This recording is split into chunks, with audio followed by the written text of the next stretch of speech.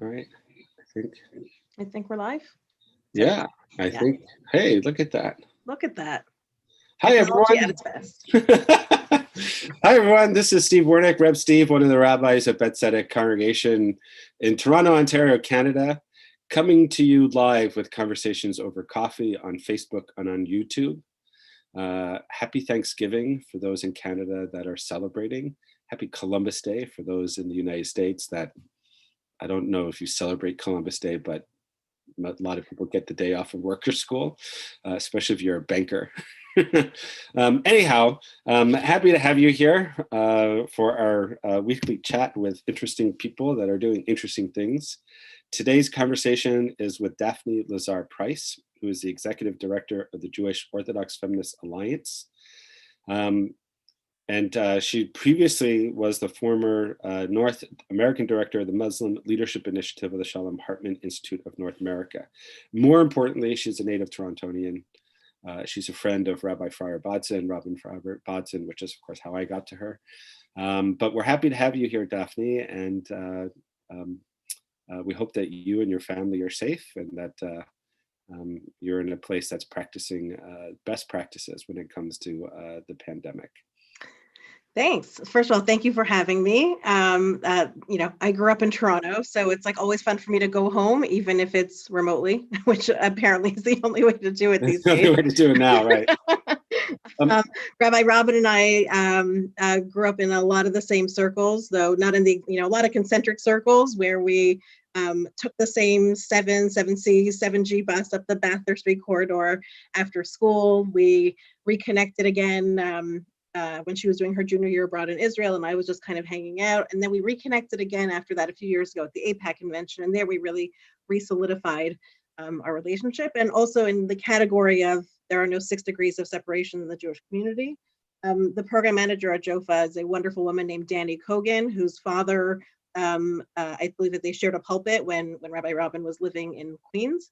And so, they were colleagues. They were different synagogues. Manis, that's Manis's daughter. Yes, exactly. Right. So I stand corrected. But they were colleagues and friends, and it's always fun to hear wonderful things from all walks of life. So again, thanks for having me. Happy Easter Chag, happy Monday, here I think now we call it National Indigenous Day, as opposed to Columbus Day, but it is a federal holiday where banks and federal workers are off. So yeah, and happy Thanksgiving to you. Thank you. So let's jump right in, right? The Jewish Orthodox Feminist Alliance. Mm-hmm. Sounds like an oxymoron. Tell us about the organization, the work that it does, and sure. And explain the non-oxymoronic elements of it. So the organization was actually founded by a group of women who were sitting around their dining room table one day and said, you know what, we need to do something. And it was led by a woman named Blue Greenberg, who really took matters into her own hands. There were other women who were involved, of course, and they were like, we should do a conference. We should just bring people together to talk about these pressing issues that are, women are struggling with as women continue to advance in the workplace and in communal life. There's this imbalance over what happens in our synagogue life and in our day schools, where women had a need and a hunger and access. Well, not quite yet access, but had the knowledge and information, and it was a question of finding access points. And so they put together a conference that took place on President's Day weekend of 1997. It took place at the Grand Hyatt on 42nd Street, right near Grand Central Station. I asked Blue about it recently, and she said, the Thursday before the conference, they had 472 people signed up. I happened to have been living in New York at the time, and it was before internet, before email, before anything. And friends I just want to clarify this. This is 1997. 1997. This is the first time there's any kind of conference of Orthodox women coming in North America. I believe that there was a North America in Israel, but this was the first gathering of its type. And there's almost 500 people signed up the Thursday before the There's almost exactly. Thank you. Almost 500 people signed up the Thursday before. when I got there on Sunday morning, there were over 1,000 people there. People were pulling chairs out of, the janitors were pulling chairs out of closets, breaking down the walls in the grand ballroom, and there were probably 1,100, 1,200 people there, all told. And it was, I would say, for me personally, other than having my children, the most disruptive experience of my life. And I would say that it really was the most disruptive single event that happened within the Orthodox community, where it really changed the face of Orthodoxy, where women were given voice. There were many prominent rabbis who spoke at the conference at the time: Rabbi Saul Berman, Rabbi Avi Weiss, Rabbi Shlomo Riskin, and the topics that were covered at the conference ran the gamut from women's tefillah, women at the kotel, divorce issues, marriage and divorce issues, some practical, skills, and from that conference was born the organization. So the organization only officially became whatever syndicate or whatever the term is in 1998, formalized in 1998. And since then, it had, we have been advocating and creating opportunities and paving the way, making some noise along the way for Orthodox girls and women to advance within their shuls and schools and Jewish communal life, not without any controversy, but that's okay. And yeah, that was the genesis of the organization. So one of the things that obviously, well, maybe not obviously, but one of the things that I noticed in doing a little bit of research about the organization and talking to you in preparation for this is that the goal of the organization is to advance women's rights within the construct of halacha. Mm-hmm. How does the Jewish Orthodox Feminist Alliance, how does JOFA, how does it view halacha in that way? What are the areas where it sees women able to advance, in the areas where it sees still gender differentiation in terms of halacha? Sure. So there are actually like a few components that tie into that, and part of it is also actually geography, where there are different geographic parts of because we cater mostly to a North American audience, where because of resources and population and spiritual leadership, that those changes are more self-evident in some parts of the country than in others. But for example, if women are given the tools, then they will be able to do the things, right? So women-led Megillah reading, for example, Megillat Esther reading, Torah reading. So that, these are not mixed minyanim. These are women's only minyanim. So for Megillah reading, they're mostly women-led for women. Sometimes they are mixed gendered for women and men, and it just depends, because Megillah is its own kind of side point. So I want to pull that aside. But when it comes to Torah reading, for example, these are women-led for women, and sometimes some small group of men. Usually it's under 10 men that are allowed in. So if it's a girl's bat mitzvah, for example, she can have 9 male members behind the mechitza. So the red lines are minyan, mechitza. I would say that those are the 2 big differentiating lines where we look for equitable access, even if it's not egalitarian. And again, it's about providing tools and access, and really just a shift in thinking, right? So for example, when I was in school, there was nobody in my class and in my grade, and I'll say I'm 47 years old. I graduated from Ulpana in 1991, but there was nobody in my school or in my grade or anybody in my synagogue who had a woman-led bat mitzvah. Like there were no girls who laned. We didn't even know to think to ask, and we certainly didn't have the tools to be able to do it. And that we've seen radical shifts. So my daughter, for example, laned just a year ago, Parsha Breshit, and that she actually did at a partnership minyan, which still requires 10 men for the quorum for the minyan, but also allows for access for women to perform certain parts of the service in a mixed gendered service. And that includes, I'm sorry? I was going to just ask, the partnership minyanim, which are like the Shira Chadasha model, Did they come out of the Jewish Orthodox Feminist Alliance? Was that an outcome of it, or was that something that just happened concurrently? So it happened concurrently. We certainly provided a platform for it. So if you go to our website, there are, it'll give you a list of, for example, mechitza minyan for mincha. So where women who need to say Kaddish, they can find those minyans based on city and zip code. And similarly, it'll give you a list of partnership minyanim that are available across North America, including in Toronto. Anyway, so those are some of the examples. So, if you provide the tools, then you create the access, and then you have to find the space that will allow it. So different synagogues are moving at their own pace on this. As I say, it's kind of like I often say that synagogues define themselves on how much access they provide for women's inclusion and leadership in their synagogue, right? Because they don't want to be too far right sometimes, or they don't want to be too far left, or they want to be very far right, or they want to be very far left. But every synagogue kind of has its own line over its ad kan v'lo yoter, and here, like until here and no more. But we experience and we hear from women and men about the opportunities and the limitations that congregations have for women. So when you talk about geography, do you find that west of the Mississippi tends to be more open than east of the Mississippi? No, actually.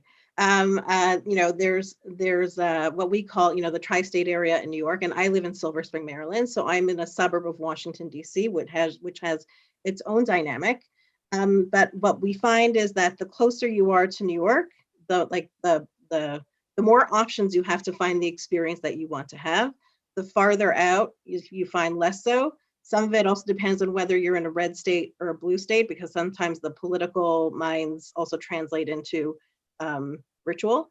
And sometimes it also depends on who the rabbi is, when he has graduated, which institute he has graduated from. And now we have also a growing trend of women graduates from various kind of leadership programs, whether they are graduates of Maharat is an actual rabbinic institution, so graduates of Maharat, and where they are placed and hired in congregations around the country. The Yoatzot Halacha that are graduates of the Nishmat program that provide guidance mostly on laws having to do with using the mikvah, but also on a wide variety of other women's health issues. We have graduates from the GPATS program, which is Yeshiva University's Talmudic Studies Master's program. And there are, other programs out of Israel or Torah Stone and the like that also are providing opportunities for women to study, and then where they get placed around the country or where they are accessed, even if it's, now a lot of it is remote, to provide leadership and role models. I'm sure a lot of the people that are watching us today are not familiar with what Maharat is. Can you tell us a little bit more about that? Sure. So Maharat is the first Orthodox institution in North America to ordain women. It was founded by Rabbi Avi Weiss. His first ordinee was Rabbi Sarah Hurwitz. And they have since established a yeshiva that ordains, the numbers change year by year, but ordains a number of women every year.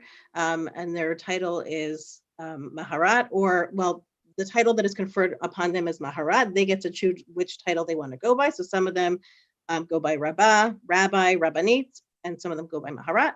It just depends on their own personal comfort level and also where they end up in the professional spectrum, whether it's at a synagogue or at a JCRC or whether they're educators, and what's the most comfortable for them.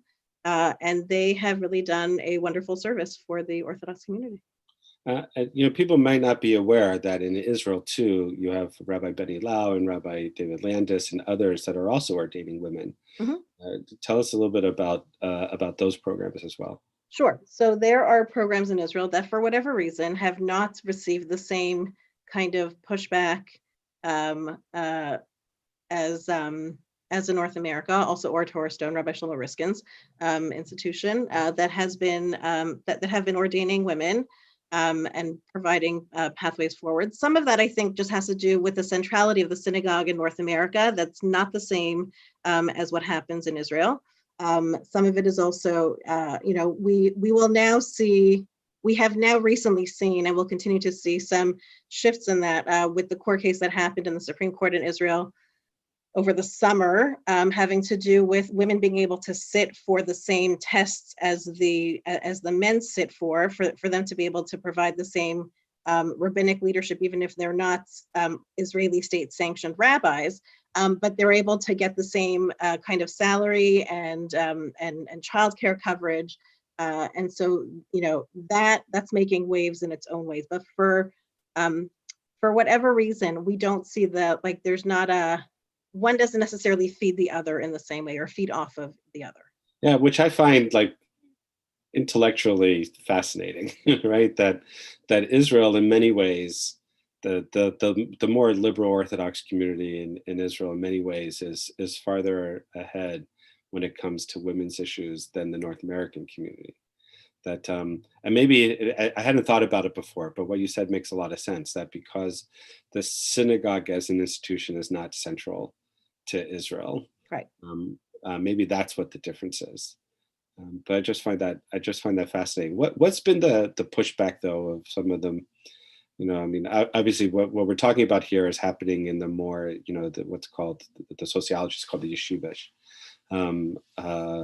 world. This is Yeshiva University, Chovevei Torah, the Maharat program and so forth. What's been the pushback of some of the more established institutions within modern Orthodoxy, such as the Orthodox Union or the Rabbinical Council of America, the RCA? Sure. So two things. The Orthodox Union is the umbrella organization for synagogues, which is different than the RCA. That's really an umbrella organization for rabbis. So the RCA is really it's a brotherhood. It's an actual brotherhood. There are no women allowed in the RCA. And so in that way, there's there's some work to do there of if and how and when women are allowed in, and that's for them to figure out. I will say that we have many conversations with the leadership of both the RCA and the OU, most recently around the phased reopenings of synagogues during the pandemic, and what each really county, city, state has allowed for in the phased reopenings, and what that means to women's engagement in synagogue life as people start to go back, and maybe will not be able to continue to go depending on the spikes in numbers, but including women in the conversations and providing access for women who want to say Kaddish or who had been daily minyan goers before. But the pushback has been sometimes significant. People are uncomfortable with anything that's perceived to be a challenge to halacha. And so that's where some of the pushback has been. The whole notion you start at the outset of Orthodox feminism, right? It's an ancient and a modern, which some people seem to have a problem with, as opposed to yeshiva and university that are also like ancient and modern, that people don't have as much of a problem with. People, women's motives are constantly challenged in ways that men's motives are not. And then the way that change comes about in synagogues also depends on who brings the question to which rabbi, and what is the first thing that's allowed to happen. So, women preaching from the pulpit in my synagogue, which is a modern Orthodox synagogue, a member of the OU synagogue, the rabbi is an upstanding member of the RCA. Women preach from the pulpit all the time. In non-pandemic years, there are women-led hakafot on Simchat Torah, where women also read and get aliyot. There are women-led, women-led Torah services, but it really depends, again, congregation by congregation, city by city. What are the goals of Orthodox feminism at this moment for the near term, and also when you think 10 years out? What is it that you're looking strategically to accomplish? I mean, both in the immediate and in the long term, we want to build a more, you can fill in the verb, vibrant, healthy, lively, engaging Orthodox community that's also equitable.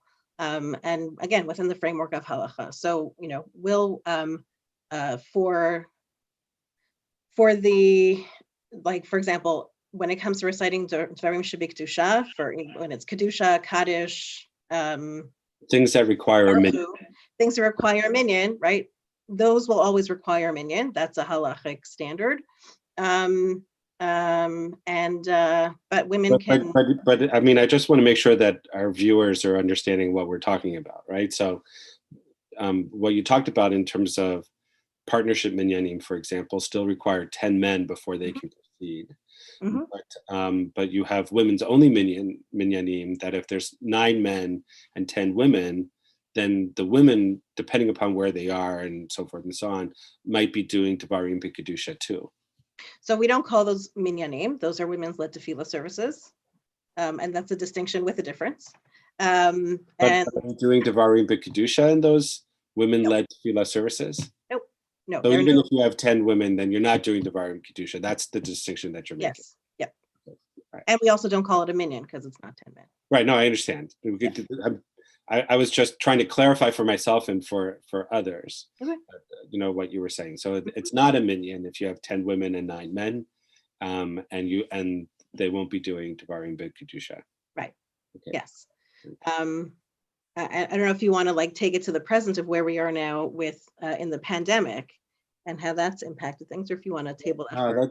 Let's hear about that, because the pandemic's impacted all of us. It's made it very difficult to form any kind of minyan, and all sorts of decisions and choices have to be made in terms of how do you maintain a sense of Kedusha in this circumstance. Yes. So when the pandemic happened, for anybody who, I actually don't know the timeline in Toronto. I feel like things were implemented a little bit later than they were. March 13th. So then the same timeline. But Purim was the last thing that happened. And then shortly thereafter, it started for us with the Rabbinical Council of Bergen County, which is New Jersey's Rabbinical Council, where they announced immediately that everything would be shut down.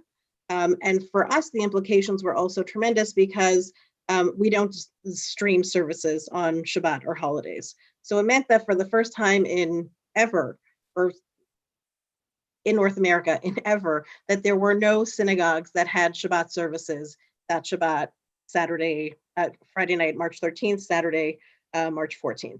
But then it raised the question of what do you do the other 6 days a week, right? Do you provide the service? What does laning look like on Mondays and Thursdays? Do you still take out the Torah? Do you just give a Dvar Torah? Do you skip that part? What do you do on Rosh Chodesh with the same questions? And all of a sudden, everybody was, as I keep saying, privilege and financial access aside, but halachically, Zoom became the great equalizer for everybody.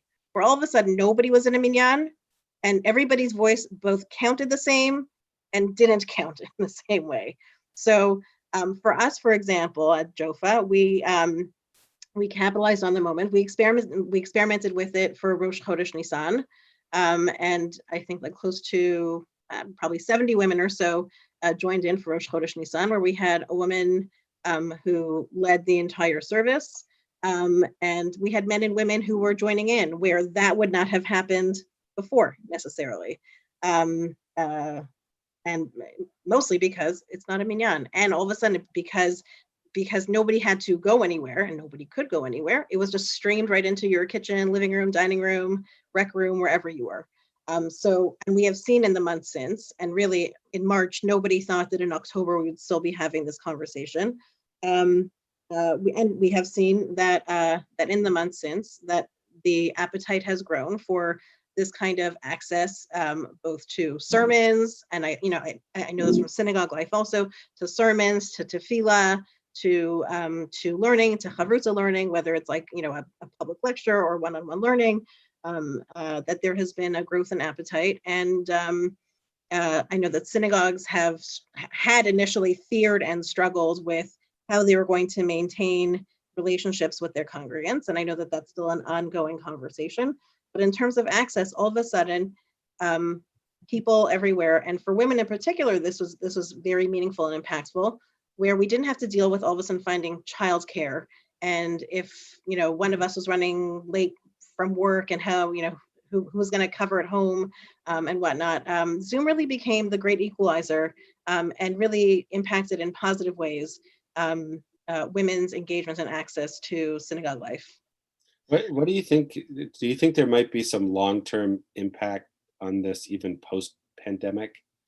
When you get on Zoom, unless you're going to get into different breakout groups, there's no mechitza either. Right. Well, there's no minyan, so there's not a requirement for a no mechitza. But still, it's like from a sociological perspective, what do you think might be some of the long-term impacts? And so it's interesting. Is there We've a new actually normal? seen.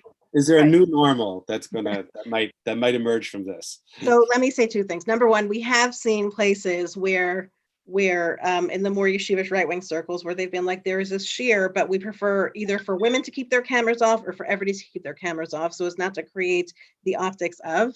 And then in terms of the new normal, I say this, I think of a different example. We were, in 1999, my husband and I visited Paris, and we noted on the number of bicyclists in the street during rush hour.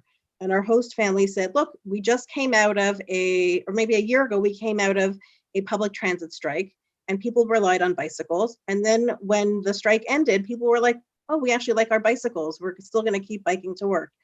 Will this be the new normal? I know that people are eager to get back to synagogue, and I know that people are really leaning into, again, for us in the Orthodox community, it's different. We don't have family pews in the same way as we would in Reform and Conservative or Reconstructionist synagogues, where I don't sit with my husband normally, but at home we can all be sitting here on the couch praying together in ways that we had not previously experienced. So, and that may be the case for some people. Some people, they said, eager to go back to synagogue, and I think it's going to be a both and. I think we're going to see a hybrid system. I think we may also see a lot more smaller services, right? So where I live, for example, again in Silver Spring, where we had people come together for high holidays, mostly in outdoor tents, and some in the social hall, and some in the regular sanctuary. We also had, I don't know, another dozen or so outdoor services in people's backyards, sanctioned through the synagogue and following the state guidelines. But I could walk down the street and I could hear shofar blowing from multiple directions. And over Simchat Torah, where I did not go to shul, but I could hear the singing of Hakafot from a quarter mile one way and a quarter mile the other way. And there was something really magical about that. And so it was really, bringing Kedusha to where people are rather to where people go to find the Kedusha. So, it'll be interesting to see. I think it'll be interesting to see what stays and what goes. Will Zoom weddings be the new norm so that I don't have to get dressed and travel an hour each way and on and on and on? Or, I think that people are nervous and excited and eager for what's possible once all of this calms down. And I don't want to minimize the fact that we are in a pandemic and people are sick and dying. And in the United States, the numbers are over 200,000 deaths related to COVID, and I don't want to minimize that at all. And sometimes, we get so caught up in the conversation about what this means to the Jewish community that I just want to say that, so that I don't want people to think that we've lost sight of the broader situation. No, look, I think that's certainly worthy to say that. I mean, our purpose here is to talk about Orthodox feminism, but of course, we're all, as religious people, we're all concerned about the loss of life, and our Jewish tradition understands pikuach nefesh, that the preservation of life pushes aside all other halachot, and that this is truly a sha'at dechak. And that our obligation is to follow the guidelines of medical professionals and state, local, federal policies in order to keep ourselves and our loved ones safe. But as you and I and others that are also students of history and are involved with big social movements, we know that there are significant points in history that have tremendous impact, and very often, unfortunately, it's trauma, whether it's a war or a pandemic, that forces a change of a trend that's already been in motion, right? So, the Blue Greenberg started this in 1997, right? We're 23 years later, and so that's a generation already, right? 25 years is a generation. You're almost at a generation of Orthodox feminism, and now you have a pandemic. It'll be interesting to see what happens post-pandemic as a result of the trend that Blue and others started 23 years ago. We have time for it. Like, what's the last thing that, what didn't we talk about that that's worthy of being mentioned? Oh, you put me on the spot now. What didn't we talk about? I don't know. So actually, I'm curious to hear, how did your congregation celebrate Simchat Torah, and how did you feel different in this moment? Because I just want to say also that of all of the holidays, Simchat Torah is the one that's like the most tactile, right? Like, yes. So we made the decision at Shavuot. Bet Tzedek views itself as a more traditional conservative synagogue. And we made the decision at Shavuot that this was going to be a marathon, not a sprint, and that the tzorchei tzibor, the needs of the community, knowing our community, required that we needed to start live streaming on Shabbat and holidays. So we set ourselves up beginning on Shavuot to start live streaming on Shabbat and holidays. And our values in terms of doing that was to be authentic with halacha. So we've set it up that if people want to have their computers set up before Shabbat, the way in which we do it, it is possible that the live stream just comes on onto your computer. You don't have to do anything on Shabbat or Yom Tov because it comes just straight from our website. So you can do that. And we've engaged non-Jewish partners to handle all the technology so that we don't have to do that. Mm-hmm. So that's how we've dealt with it. And so we live streamed. We live streamed Simchat Torah. We live streamed Shmini Atzeret. We had almost 1,000 people on the live stream for Shmini Atzeret. We had about I don't know how many people we had on the morning of Simchat Torah, but the evening of Simchat Torah, we had probably 250 to 300 people live streaming. We strive, when the public health allows us, to have a minyan in the room so that we have an authentic minyan in the room that's doing the Devarim Sheba Kedusha, the matters that require a minyan. And when we don't have a minyan, the only thing that we do fully would be the mourner's Kaddish because of its special resonance for those that are in mourning. Mm-hmm. But what we did for Simchat Torah this year, which worked very, very well, and the weather cooperated mostly, was after services, we set up 24 tables in our parking lot, round tables. Each had a Sefer Torah on it. And people, for young families in particular, they could pre-register. We had about 60 to 75 people, I think, that showed up at the end of the day. And they each had a table. And, we didn't do a full halachic hakafa or something like that. But we definitely did a chagiga, a celebration of Simchat Torah. We did the first and the last of the traditional call for the hakafot. And then we sang songs to do 7 hakafot. So where each family, wearing masks, following the public health guidelines, had a Sefer Torah at their table and did hakafot around their table, and it was really, really nice. For one, is like people just hadn't seen each other for a long time. The ability to hold a Sefer Torah and to dance with it at Simchat Torah, especially for the young children, was really, really special. And it worked out much better than we had anticipated. And I would say I got the idea.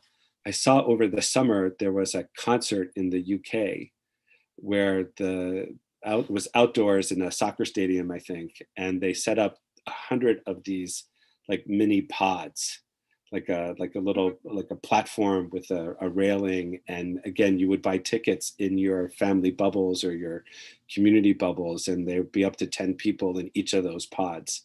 So they were all like separated by 6 feet or more. And that's where I got the idea for Simchat Torah. So it's like there's a lot of creativity, right? You know, necessity is the mother of innovation, and that's what we did. It was beautiful. That is beautiful. Yeah, it's true. Necessity is the mother of innovation, and I think that's the moment that we're in. That how do we keep moving ahead in this moment that we have not faced in modernity? Correct. Daphne, thank you very much for joining me today. If people want to find out more about the Jewish Orthodox Feminist Alliance, you can just Google it and find their website. And if you want to find out what's happening here in Toronto or in other communities, it is a very vast network. There's a lot of people that are involved with it. And I think it's really added to the energy of Jewish life. And so kol hakavod to you and to the organization, and b'hatzacha rabbah into the future. Thank you. Thank you for having me. And You're I welcome. look forward Thanks to for being had. speaking to you again. I just want to say to everyone at Bet Tzedek that on the 14th, our notable speaker series continues with Helen Zuckerman and Stuart Hands behind the scenes at the Toronto Jewish Film Festival. The film festival this year is completely virtual. You can sign up for one movie, a couple movies, the whole series, and watch them on your own home devices. Each movie that you sign up for, I think you have access to for 48 hours.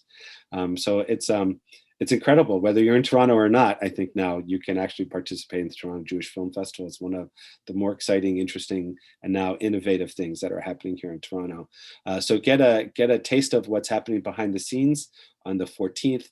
For all the activities and opportunities for making meaning and tefillah and Kedusha at Bet Tzedek, visit us online, www.beth-tzedek.org. Thanks everyone for joining us. Bye-bye. Bye-bye.